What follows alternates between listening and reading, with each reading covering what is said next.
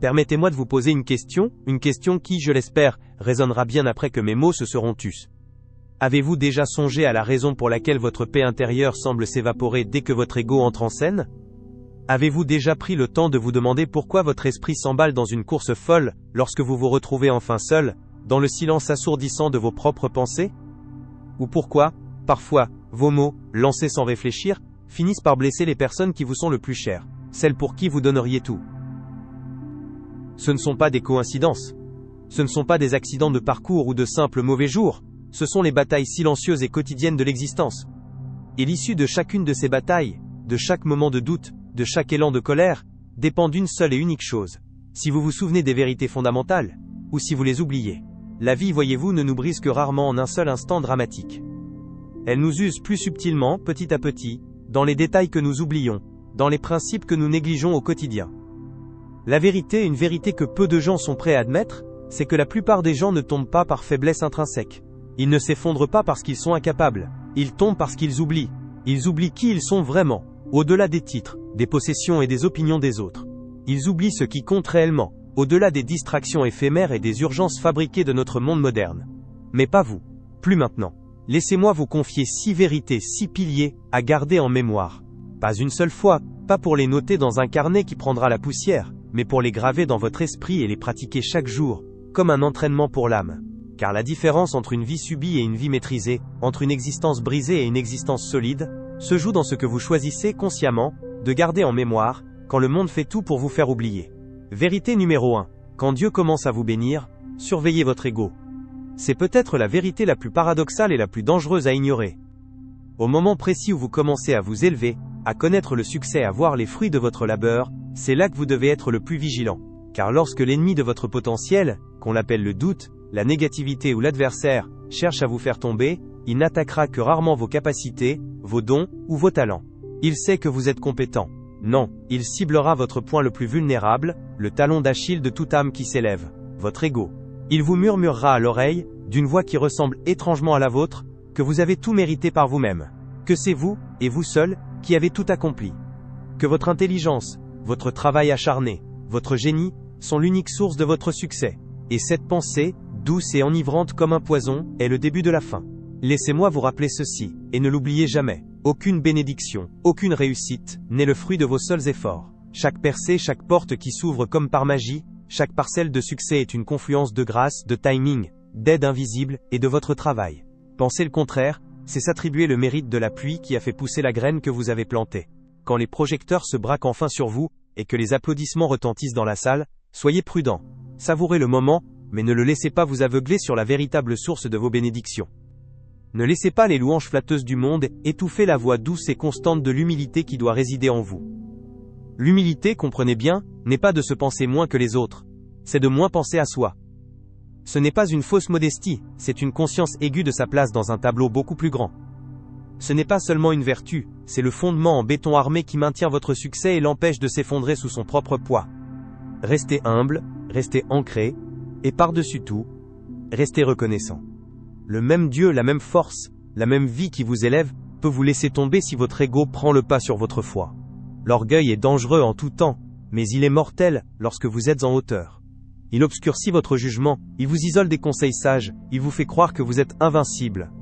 Plus vous montez, plus vos racines doivent s'enfoncer profondément dans la terre de la gratitude, en comprenant que sans l'aide divine, sans les circonstances favorables, sans les gens qui vous ont soutenu, rien de tout cela ne serait possible.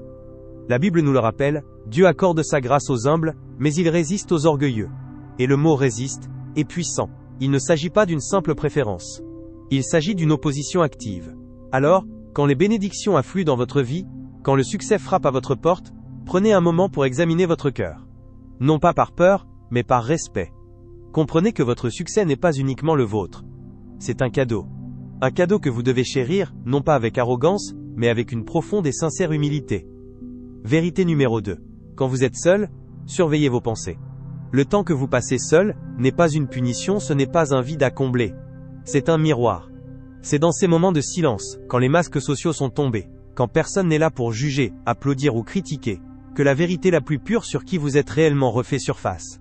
Et cette vérité se manifeste dans la nature de vos pensées. Les pensées que vous entretenez dans la solitude de votre esprit en disent plus long sur votre caractère que n'importe laquelle de vos actions publiques. Elles révèlent vos peurs les plus profondes, vos désirs les plus sincères, vos croyances les plus ancrées. Quand il n'y a que vous et vos pensées, il n'y a personne à impressionner, pas de filtre à appliquer, pas de spectacle à donner. Il n'y a que la réalité brute de votre état intérieur. Et c'est là, dans ce laboratoire secret, que votre vrai moi se révèle et se forge. Vous êtes l'architecte de votre esprit. Chaque jour, à chaque instant, vous choisissez s'il devient une prison de peur, de ressentiment et de doute, ou s'il devient un palais d'espoir, de foi et de possibilités. Empilez-vous les briques du doute, en rejouant sans cesse vos échecs passés. Érigez-vous les murs de l'insécurité, en vous comparant constamment aux autres.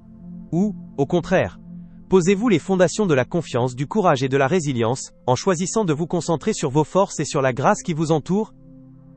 Ce à quoi vous pensez quand vous êtes seul, façonne inévitablement votre comportement en public. Si, dans la solitude, vous cultivez l'amertume, vous parlerez avec cynisme en public. Si, dans la solitude, vous nourrissez la peur, vous agirez avec hésitation en public.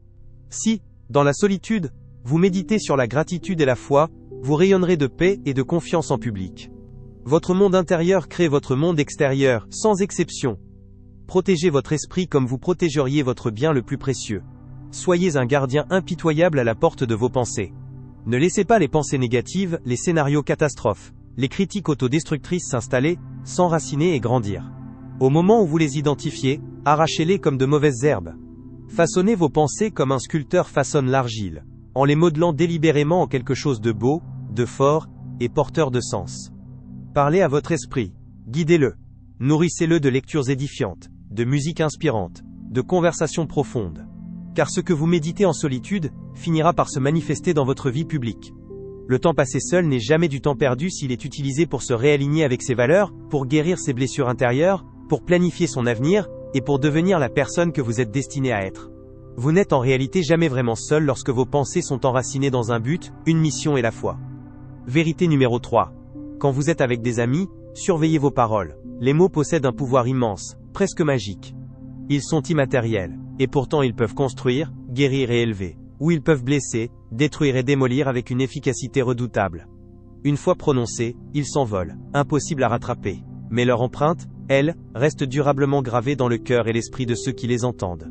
C'est pourquoi nous devons choisir nos mots avec une attention méticuleuse, surtout, et j'insiste, surtout en présence de nos amis. Avec les personnes qui nous sont chères, nous baissons notre garde, nous nous sentons en sécurité, compris, acceptés.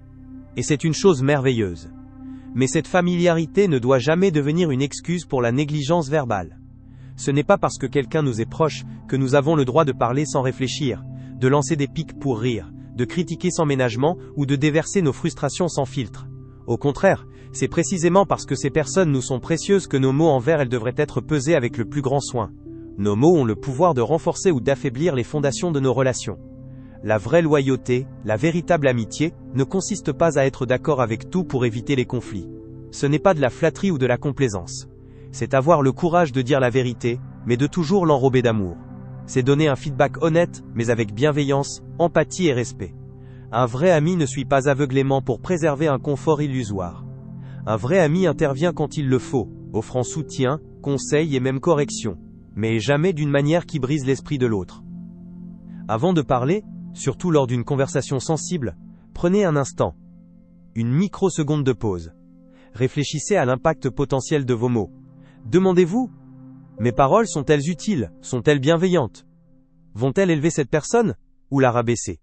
Les mots ont le pouvoir de changer la journée, la perspective, voire la vie de quelqu'un. Les utilisez-vous pour encourager, pour responsabiliser, pour renforcer vos amitiés? Bat amitié ma. Pensez au poids de vos mots. Quand un ami lutte, vos paroles apportent-elles du réconfort et de l'espoir, ou ajoutent-elles au fardeau de sa peine? Quand un ami réussit, le célébrez-vous sincèrement, ou laissez-vous la jalousie et la critique subtile empoisonner l'atmosphère?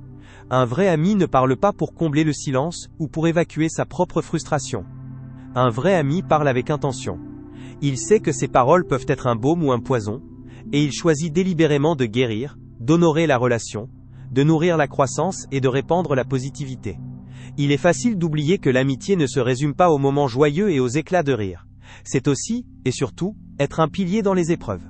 Et dans ces moments-là, chaque mot compte. Considérez vos paroles comme un cadeau que vous offrez à ceux que vous aimez. Elles peuvent être une lumière dans leur obscurité, ou ajouter aux ténèbres. Parlez la vie à vos amis. Parlez encouragement. Parlez vérité, mais faites-le toujours avec un cœur plein d'amour. Un vrai ami ne démolit pas l'âme d'un autre, il la construit. Alors, que vos mots reflètent votre amour et votre loyauté. Ne tenez jamais l'amitié pour acquise. La manière dont vous parlez à vos amis peut soit nourrir la relation jusqu'à ce qu'elle devienne un chêne majestueux, soit l'épuiser jusqu'à ce qu'elle se fane. Soyez attentifs, soyez bienveillants, et souvenez-vous qu'une vraie amitié est un trésor qu'il faut protéger avec des mots d'or. Vérité numéro 4. Quand vous êtes en colère, maîtrisez votre tempérament. La colère est une émotion naturelle, puissante, et fondamentalement humaine. Elle est un signal, une alarme qui nous indique souvent qu'une de nos valeurs a été bafouée, qu'une limite a été franchie, ou qu'une injustice a été commise. Ressentir la colère n'est pas un signe de faiblesse ou un défaut moral. Mais si la colère est un sentiment, la rage, elle, est un choix. Dans notre société, on confond souvent la force avec la capacité à réagir violemment.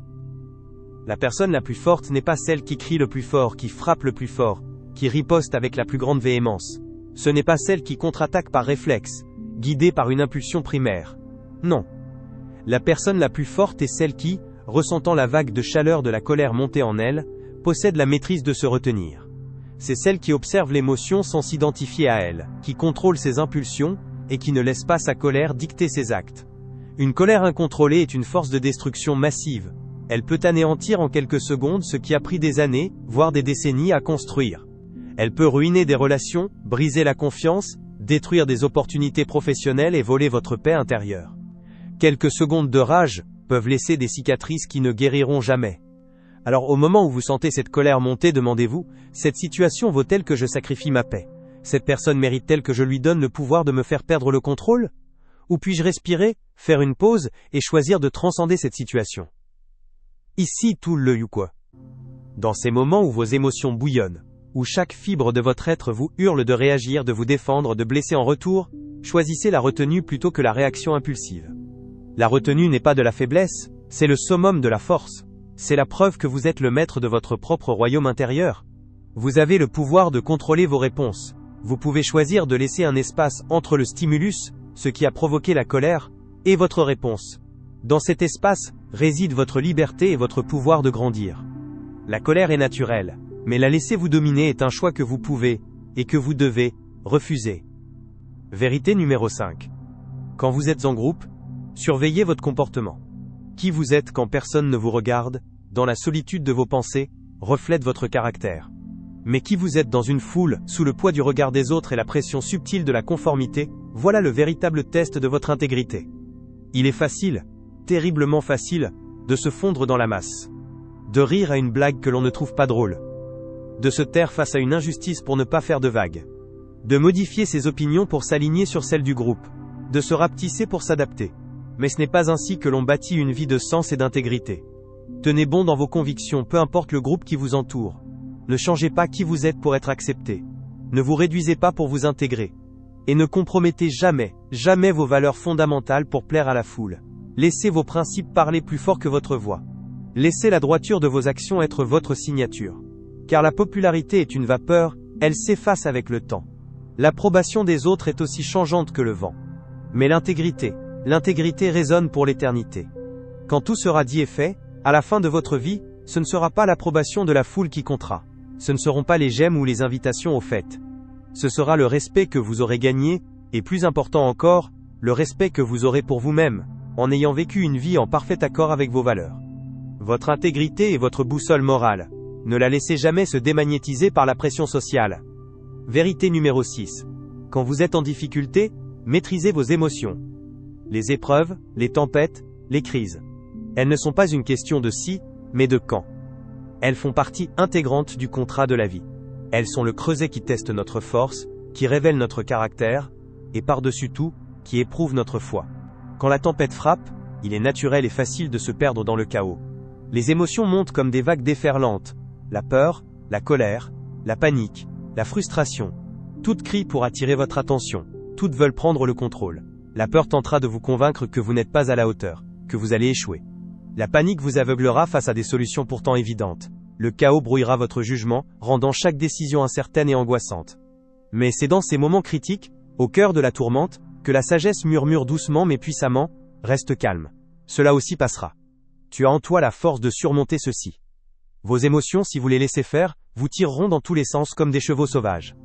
Elles vous pousseront à réagir précipitamment, à prendre des décisions guidées par la peur, à abandonner ou à riposter aveuglément. Mais souvenez-vous de cette vérité immuable.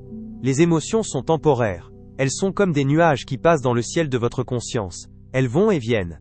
Les décisions que vous prenez sous leur emprise, en revanche, ont des conséquences durables. C'est là que la sagesse devient votre encre. Elle vous rappelle que vous n'êtes pas défini par vos circonstances, mais par votre réaction face à elles. Elle vous souffle que votre destin est plus grand que cette tempête passagère. En période de trouble, ne laissez pas vos émotions prendre le volant de votre vie. Laissez plutôt votre vision vous guider. Une vision enracinée dans la foi, dans vos objectifs, dans votre engagement, envers quelque chose de plus grand que l'épreuve actuelle. La foi vous ancre quand tout semble s'effondrer. Elle vous donne la force d'avancer, un pas après l'autre, même quand le chemin est invisible. Elle vous rappelle que vous n'êtes pas seul dans la lutte, et que cette épreuve, aussi difficile soit-elle, fait partie d'un plan plus vaste pour votre croissance. Face aux difficultés, la solution n'est pas de paniquer, de chercher une distraction ou une solution rapide. Il s'agit de faire une pause, de respirer profondément, et de se reconnecter à son but. Quand l'adversité frappe, ne vous focalisez pas sur ce qui ne va pas. Concentrez-vous sur ce qui va bien, sur vos forces, sur les leçons à tirer. Rappelez-vous que vous avez déjà surmonté des défis par le passé, et que vous en êtes sorti plus fort. La clé est de ne pas laisser vos émotions pirater vos pensées et vos actes. Laissez votre vision, nourrie par vos valeurs et votre foi, vous montrer la voie. Elle vous rappellera que les épreuves sont passagères, mais que votre force, elle, est éternelle. Chaque défi est une opportunité de grandir, d'affiner votre caractère et de ressortir plus sage et plus résilient. Alors quand les problèmes frappent à votre porte, souvenez-vous de ce processus en 4 étapes. 1. Ne laissez pas vos émotions conduire. 2. Respirez. 3. Recentrez-vous sur votre vision. Et 4. Rappelez-vous que cette épreuve n'est qu'une étape, pas votre destination finale. Au final, le plus grand succès dans la vie ne se mesure pas à la vitesse à laquelle nous surmontons les obstacles, mais à la sérénité avec laquelle nous les traversons. Laissez vos émotions être des passagers, mais ne leur donnez jamais le volant. Laissez votre vision, votre foi et votre sagesse tenir fermement la barre. Chaque jour, à chaque instant, vous avez un choix. Réagir à l'aveugle, emporté par les vents du moment, ou vous rappeler consciemment ces 6 vérités. Elles ne sont pas des règles rigides à suivre passivement. Ce sont des ancres. Des ancres qui vous stabiliseront quand la vie essayera de vous ébranler, de vous faire douter, de vous faire oublier. Alors je vous lance un défi, aujourd'hui. Un défi non pas pour moi, mais pour vous. Si vous êtes sérieux dans votre quête de croissance, intériorisez ces leçons. Écrivez-les. Prononcez-les à voix haute. Mais surtout, vivez-les. Pas seulement quand c'est facile, quand le soleil brille, mais chaque jour. Dans les petites frustrations, comme dans les grandes épreuves. Car la différence entre une vie brisée et une vie solide, entre une âme perdue et une âme ancrée, se joue dans ce que vous choisissez de garder en mémoire quand tout le monde autour de vous oublie. Votre défi, si vous l'acceptez, commence maintenant, quand personne ne regarde. Si ce message a résonné en vous, partagez-le à quelqu'un qui pourrait en avoir besoin. Abonnez-vous pour plus de contenu transformateur, et activez les notifications pour ne rien manquer. Et n'oubliez jamais, la grandeur ne se trouve pas sous les projecteurs. Elle est dans la somme des petits choix constants que vous faites au quotidien. Si vous êtes arrivé jusqu'ici, laissez un 100 dans les commentaires. Cela montre que vous faites partie du 1% qui s'engage réellement à s'améliorer chaque jour. Merci.